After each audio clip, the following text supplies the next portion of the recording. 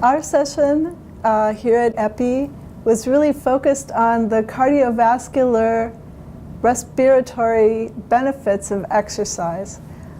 In particular, though, it's focused on research and future projects that have to do with the molecular basis for the benefits of exercise. So we're interested in the molecules that are associated with both the response to exercise, the health benefits of exercise, and intrinsic cardiorespiratory fitness.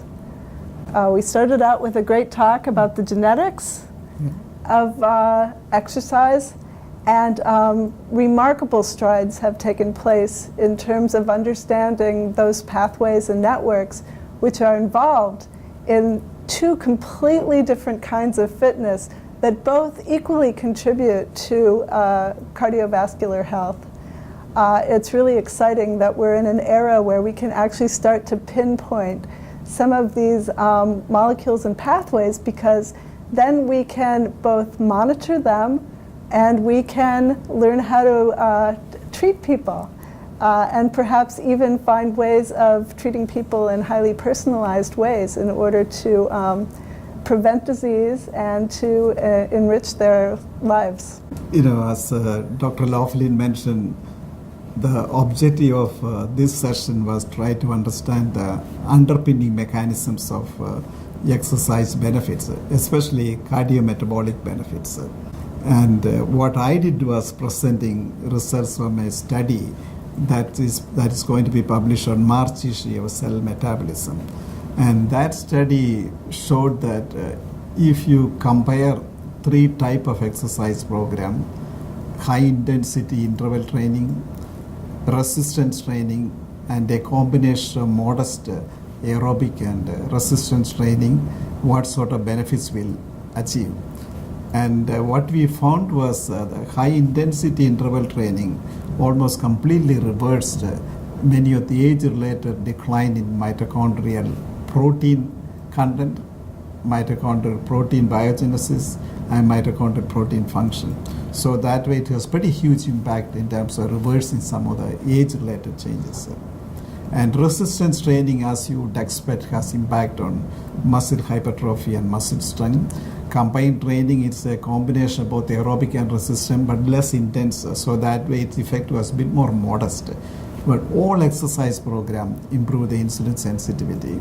All exercise program have that sort of benefits, but only aerobic exercise training, which is high intensity and combined training, really improve the oxidative capacity, which, as you know, increasing the oxidative capacity is associated with a reduced mortality in many cardiovascular disease, diabetes, hyperlipidemia and all. So what we found is the main effect of exercise training. That means if you do a biopsy of the muscle 72 hours after the exercise, what we find is it's not only transcribing the gene expression to mRNA, but more effect is on translating that into protein. And we also found that the protein synthetic machinery, which include ribosomal protein, they are substantially increased by this exercise program. So basically we found this exercise has a pretty huge impact on enhancing mitochondrial function, which we only measured muscle, but we have to expand that, see whether it happens in the heart, brain, and other tissues. And we're very excited to be able to really build on this type of information with a new NIH-sponsored clinical project, which is aimed at really providing as complete as possible molecular description of human physical activity. This is a huge $170 million project, which will be done on about 3,000 healthy human participants. And we're in the planning stage now and hoping to start recruiting patients to really build this molecular map of human physical activity starting next year. Yeah, I think that's a very exciting new initiative by National Institute of Health. Probably, you know, all these mechanistic small studies we are all doing, this is taken to at a completely higher level to really look at such a large population intervention, looking at various molecular transducers which are responsible for the exercise benefits. And I think, as I mentioned, most of the biopsies currently can be done only in muscle, but now various functional imaging can be done on brain, heart, and other tissues also. So hopefully that may give more information on how exercise have many benefits beyond the skeletal muscle, but heart, brain, and all other tissues.